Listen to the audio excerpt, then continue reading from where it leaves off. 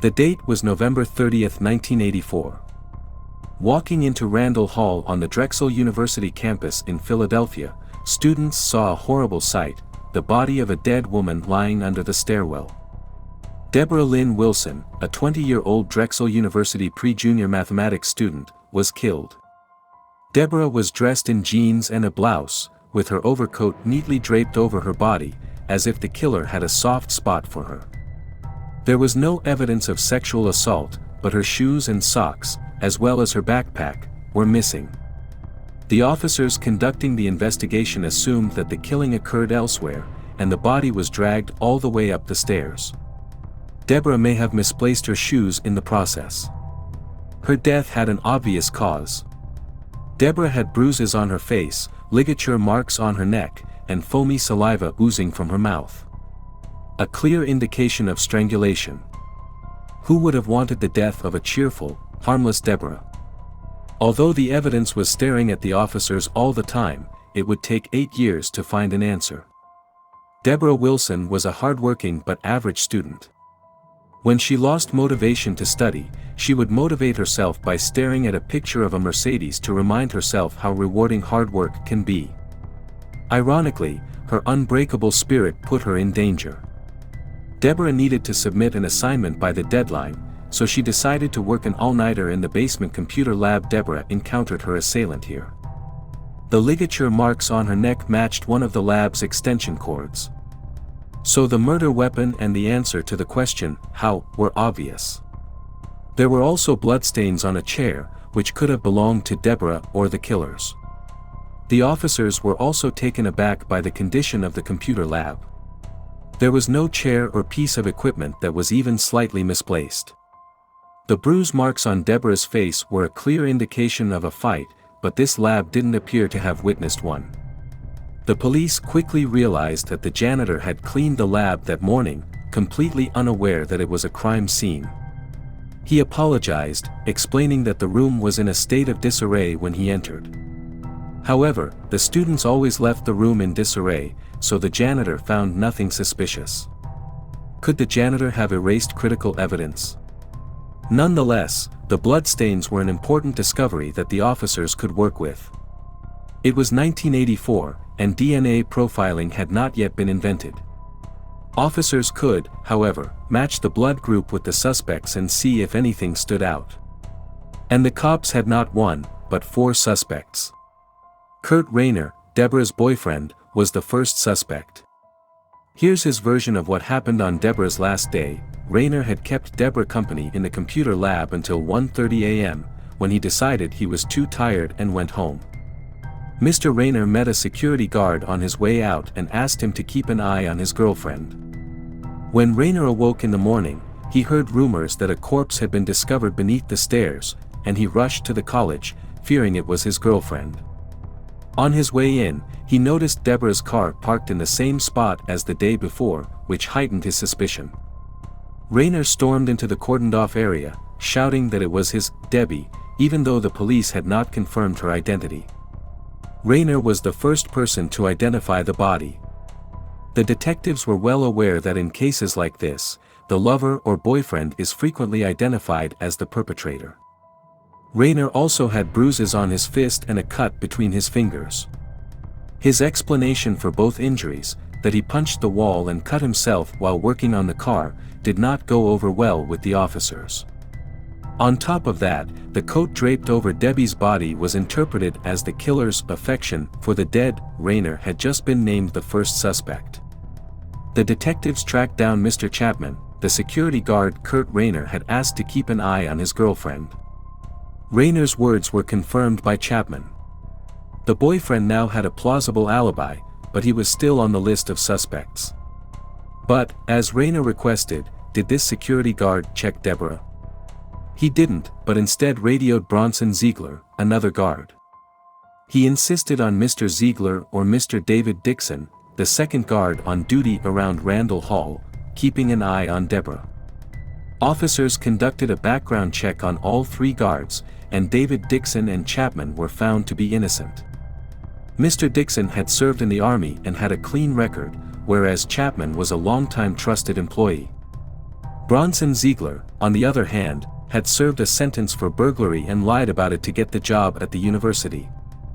The officers questioned Mr. Ziegler, but he stood firm in his statement that he didn't feel like checking on Deborah that day, so he asked Dixon to do it instead. Dixon, on the other hand, denied this, adding that he was aware of someone working in the lab because he heard the printer's sound working around 2 a.m. The officers lacked physical evidence to charge Ziegler, but he had just become suspect number 2. Ashlyn Berhard, a 28-year-old PhD student, was in the vicinity of Randall Hall that night. His office was directly above Debbie's, and Ashlyn's background was murky. Ashlyn was accused of sneaking up behind female secretaries and threatening them with a pencil held up to their necks. To make matters worse, the guard, Chapman, had seen a silhouette of a student in the night, which turned out to be Ashlyn. Ashlyn agreed to take a polygraph test but failed. His alibi was also shaky. The students he was working with that night reported Ashlyn had gone out for 3 hours, which was enough time to commit murder. As a result, Ashlyn became a prime suspect. Alan Smith, whose romantic proposals Deborah had rejected, was the 4th suspect. Alan used to stalk Debbie, enraged by her denial, and he had an altercation with her the day before she was killed. Mr. Smith grabbed Deborah by the shoulders and shook her violently. Smith had a strong motive, and his alibi was also the weakest. He claimed he was alone at home watching TV when Debbie was murdered. But, like the other 3 suspects, Mr. Smith had no tangible evidence to back him up. The police were hoping that the blood sample results would match any of the suspects' blood groups. So far, the investigators have 4 suspects. Kurt Rayner, the boyfriend, has a plausible alibi. Bronson Ziegler, a security guard, has a tainted charge sheet and a weak alibi. Ashlyn, the hothead with a bad alibi and a failed polygraph test. Alan Smith, the stalker, has the most tenuous alibi. Unfortunately, the blood type in the chair splatter did not match any of the suspects or the deceased. This dealt a fatal blow to the investigation, at least for the time being. Deborah's missing backpack was discovered in the college's Lost and Found a week after the murder. However, it did not provide any useful evidence to the investigation. The suspects were now obsolete. The available evidence did not lead the investigators anywhere. The officers were now searching in complete darkness. The students became concerned when they learned that the investigation had come to a halt.